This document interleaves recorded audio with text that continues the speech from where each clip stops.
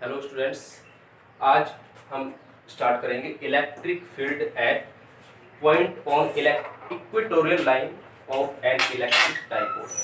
कल यानी कि जैसे इससे पहले वाली वीडियो में हमने बताया था कि एक्सियल लाइन पे जो पॉइंट है उस पर इंटेंसिटी ऑफ इलेक्ट्रिकल जो फाइंड आउट की थी ए से लेकर के बी तक। देखो ए बी एक इलेक्ट्रिक डाइपोल है, ये इसका मिड पॉइंट है। इस मिड पॉइंट को सेंटर ऑफ इलेक्ट्रिक डाइपोल बोलते हैं।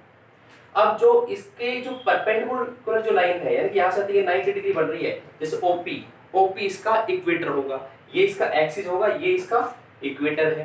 तो ए बी है एक्सियल लाइन और ओपी है इक्वेटोरियल लाइन। अब इक्वेटोरियल लाइन पे एक पी पॉइंट है जिसपे हमें इलेक्ट्रिकल फील्ड की जो इंटेंसिटी है ई वो हमें फाइंड आउट करनी है।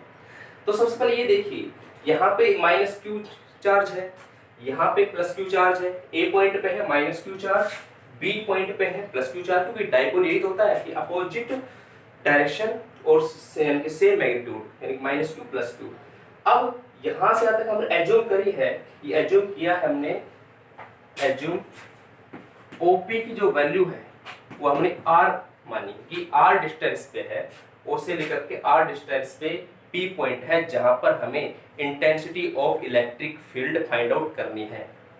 अब देखिए, total distance between A to B equal to 2a, तो दो जो हाफ है ओ ए और ओ बी जो हो जाएगी यहाँ पे ओ ए और ओ बी जो होगी वो यहाँ पे ए होगी, डिस्टेंस है।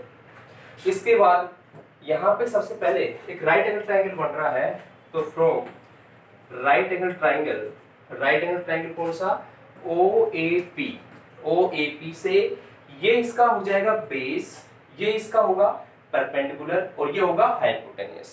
तो हाइपोटेनियस इक्वल टू जो होगा हाइपोटेनियस इक्वल टू बेस का स्क्वायर प्लस परपेंडिकुलर का स्क्वायर।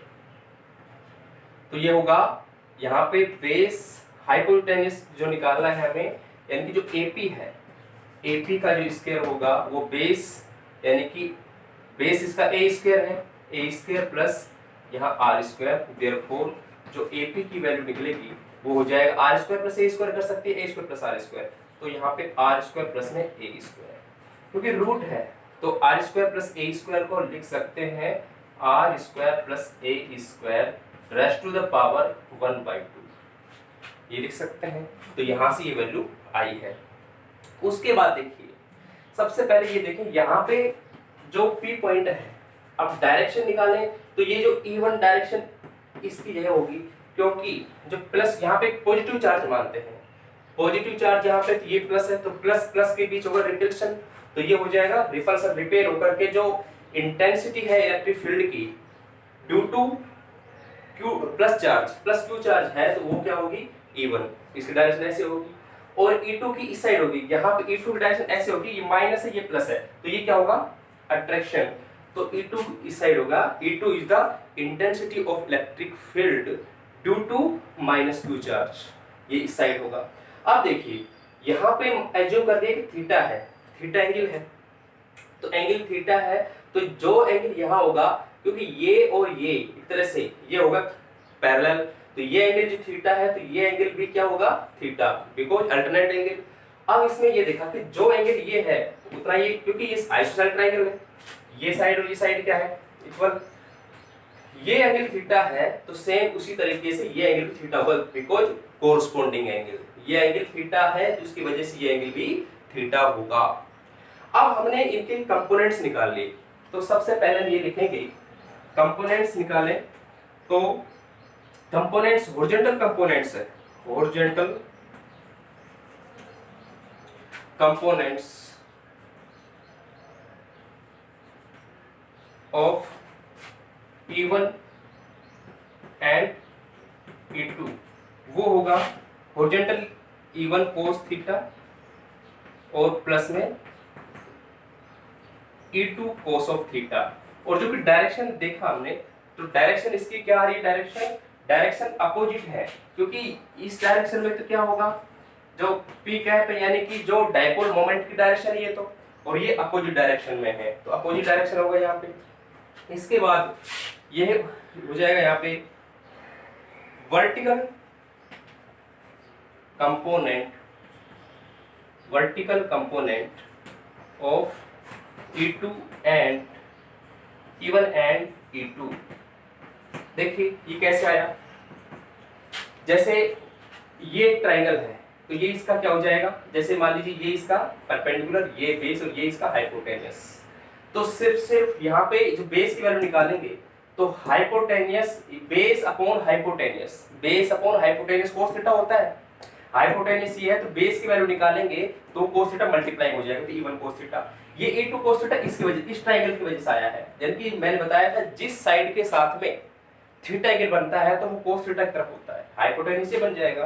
तो ये E2 कोस थीटा, इन दोनों का डायरेक्शन ये होकर के सेम डायरेक्शन में थे इसलिए दो प्लस हो गए। लेकिन जो वर्टिकल कंपोनेंट निकाले तो इसका E1 को तो ये हो जाएगा, यहाँ पे E1 का जो वर्टिकल कंपोनेंट इस साइड होगा E1 sin थीटा। E2 का क्योंकि E2 की डायरेक्शन ये है तो इसकी डायरेक्शन ये होगी E2 sin थीटा। अब देखो इधर तो E1 sin theta, E1 cos theta, E2 cos theta के सेम डायरेक्शन थी इसलिए तो वो ऐड हो गए।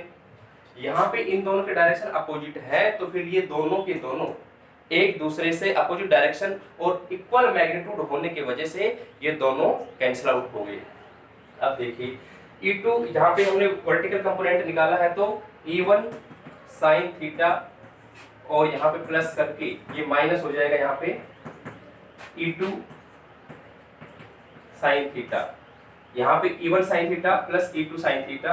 यहाँ पे पहले तो प्लस हो रहा था लेकिन इसकी जो डायरेक्शन है वो डायरेक्शन यहाँ पे E1 sin थीटा और minus E1 sin theta, E1 sin theta. वो कारण इसलिए है क्योंकि E1 sin थीटा है वो नेगेटिव होगा, negative E2 sin theta. E1 और E2 का मैग्नीट्यूड सेम है, डायरेक्शन अपोजिट होने की वजह से ये एक दूसरे के इफेक्ट को नेगलेक्ट करते हैं तो इनकी वैल्यू 0 हो जाती है, तो ये वैल्यू हो जाती है 0। ये ऐड हो गया और जो वर्टिकल कंपोनेंट है वो इसके अंदर वर्टिकल कंपोनेंट 0 हो गया। अब हमें रिजल्टेंट निकालना है तो रिजल्टेंट निकालेंगे तो सबसे पहले E1 और E2 की वैल्यू निकालें और फिर इसका रिजल्टेंट, क्योंकि रिजल्टेंट जो बनेगा हॉरिजॉन्टल कंपोनेंट ही आएगा इसके अंदर। इसके बाद देखो इसके बाद E1 जो है, E1 इलेक्ट्रिक फील्ड की इंटेंसिटी है, इलेक्ट्रिक फील्ड की इंटेंसिटी है। Since E1 equal to intensity of electric field due to plus Q charge, plus Q की वजह से। अब प्लस Q की वजह से तो इसकी जो वैल्यू होगी 1/4 pi epsilon not, plus Q की वजह से है तो Q और E1। अब देखो दोनों के बीच में डिस्टेंस जो होगी यानी कि प्लस Q और P पॉइंट के बीच में प्लस Q ये है और P पॉइंट के जो बीच में डिस्टेंस ये है, डिस्टेंस ये तो हमें क्या करना है, इसका स्क्वायर करना है। यानी कि जो रूट है इसका r² प्लस a² का तो उसका क्या करना है, होल स्क्वायर करना है। तो होल स्क्वायर करेंगे तो ये हो जाएगा 1/4 pi epsilon not Q upon r² plus a²। ये देखो रूट और स्क्वायर कैंसिल आउट होंगे एक दूसरे से, ये इक्वेशन फर्स्ट है। सेम इसी तरीके से E2 जो हो सकती है E2 equal to intensity of electric field, अभी किस पे निकाल रहे हैं, P पॉइंट पे। तो at point P electric field at point P due to minus Q की वजह से, माइनस Q के कारण P पॉइंट पे इलेक्ट्रिक फील्ड की इंटेंसिटी कितनी है। तो ये हमने क्या है E1 फाइंड आउट किया है। अब E2 ऐसे ही आ जाएगा 1/4 पाई एप्सिलॉन नॉट। यहाँ पे मैग्नीट्यूड लेते हैं क्योंकि डायरेक्शन इसमें, क्योंकि अभी सिर्फ मैग्नीट्यूड निकाल रहे हैं तो ये आ जाएगा Q, क्योंकि minus Q plus Q direction ले लें तो मैग्नीट्यूड तो वही रहेगा Q। तो ये आ जाएगा सेम इसी तरीके से ये हो जाएगा r² प्लस में a², सेम उसी तरीके से हो जाएगा। ये जैसे रूट का स्क्वायर हटेगा सेम इसी तरीके से। अच्छा, इसकी जो डायरेक्शन है, E1 की जो डायरेक्शन थी वो जो BP की तरफ था, तो यहाँ पे लिख सकते हैं ये है BP की डायरेक्शन में, इन डायरेक्शन ऑफ BP। सेम ऐसे हो जाएगा इन डायरेक्शन ऑफ AP। ये AP की डायरेक्शन, E2 हो जाएगा AP की डायरेक्शन में, और E1 हो जाएगा BP की डायरेक्शन में। तो डायरेक्शन ऑफ AP, E1 हो गया, E2 हो गया, ठीक है। तो इसके बाद हमें निकालनी है टोटल जो रिजल्टेंट है intensity of electric field at point P, दोनों की निकालनी है। हमें पता है जो वैल्यू इसकी निकालनी है, क्योंकि ये तो एक दूसरे से कैंसिल आउट हो गई, अभी भी बताया था मैंने। तो इसके बाद जो करेंगे वो लेंगे टोटल या फिर resultant intensity of electric field, intensity of electric field, ये होगा E इक्वल टू या E vector equal to E1 cos of theta plus E2 cos of theta, E1 E2 cos of theta. अब देखो cos theta की value भी निकाल सकते हैं हम डायग्राम से। तो cos थीटा जो होता है, cos theta equal to base upon hypotenuse. तो इसका बेस देखिए, बेस इसका देखो ये राइट एंगल ट्रायंगल, तो बेस इसका क्या है a, हाइपोटेनियस का क्या root of r square plus a square, तो बेस अपॉन हाइपोटेनियस ये हो जाएगा cos थीटा। तो बेस इसका होगा a upon root of r square plus a square, या लिख सकते हैं a square a upon r square plus a square raised to the power 1/2, root means 1/2 power. तो ये इक्वेशन फर्स्ट, ये इक्वेशन है ये सेकंड होगी, ये इक्वेशन है वो थर्ड होगी। अब द वैल्यू है, अब इसे हम E1 E2 और cos थीटा की जो वैल्यू है इक्वेशन से पुट करेंगे। तो यहाँ पे लिख देंगे फ्रॉम 1 2 एंड 3, इनसे पुट वैल्यू करेंगे हम।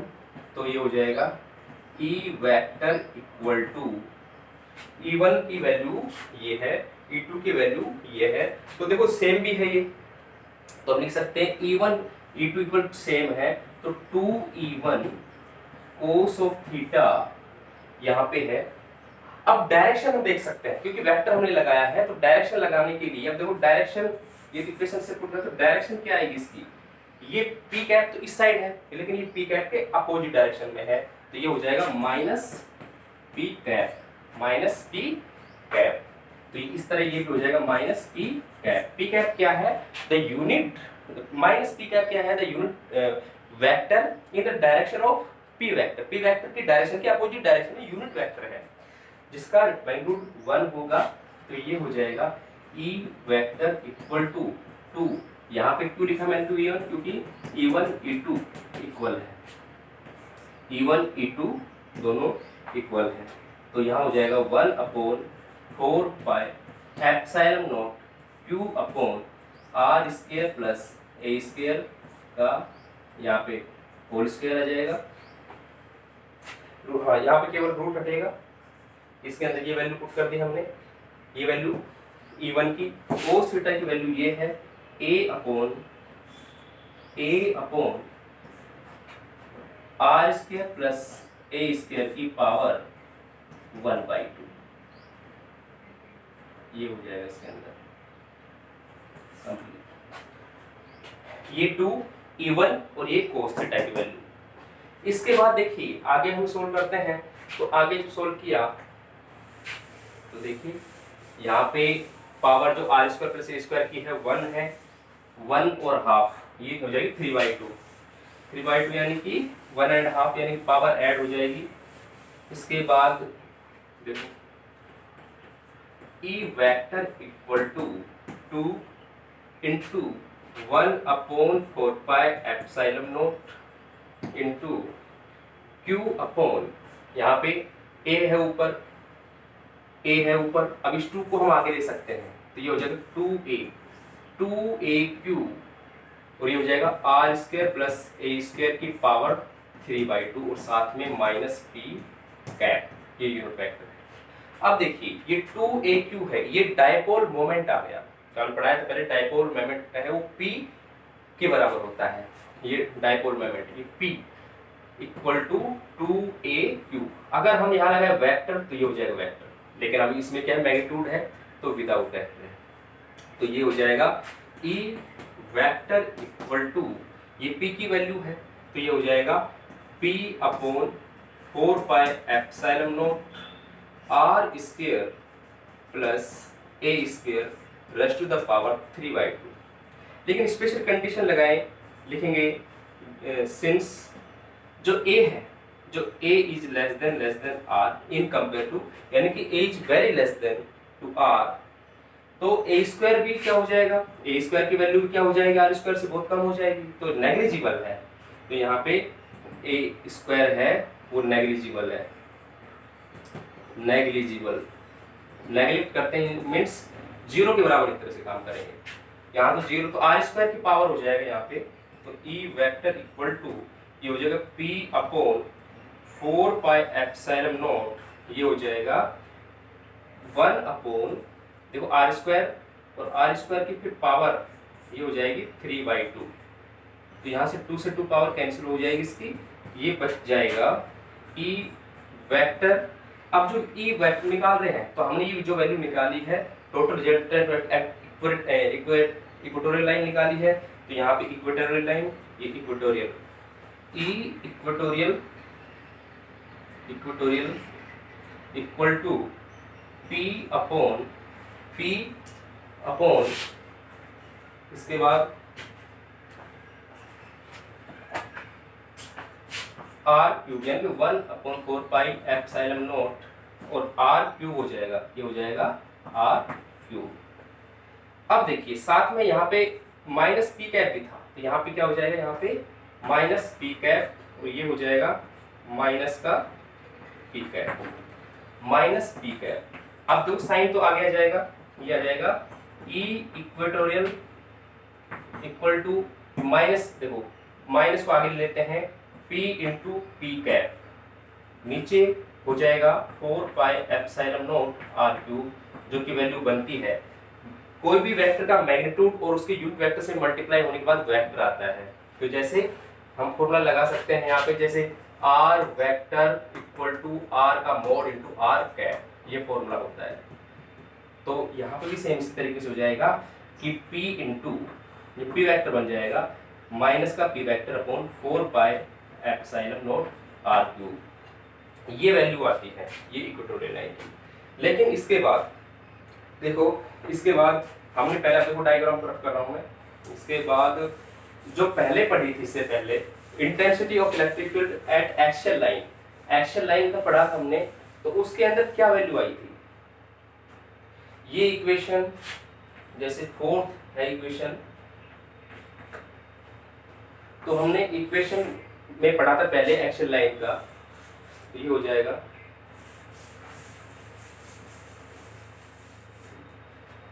we know that, क्योंकि हम पढ़ चुके हैं पहले इसको, we know that E vector axial, उसमें पढ़ा था ये 2p vector upon 4 pi epsilon not और R क्यूब, ये पढ़ा था, क्योंकि इसके अंदर भी सेम वैल्यू आई है। तो अब ये वैल्यू है, इसको आगे लिख सकते हैं 2 इंटू, क्योंकि नेगेटिव तो है, 2 इंटू नेगेटिव का साइन लगाने जैसे माइनस का vector upon epsilon not R cube. अब इसे नेगेटिव तो माइनस लगा सकते हैं यहाँ पे, तो माइनस प्लस, और इसी की वैल्यू चेंज कर रहा हूँ मैं क्योंकि P वेक्टर बन गया, क्योंकि ये जो वैल्यू थी ये वैल्यू अभी भी इक्वेशन 4 से आई है, तो E एक्सियल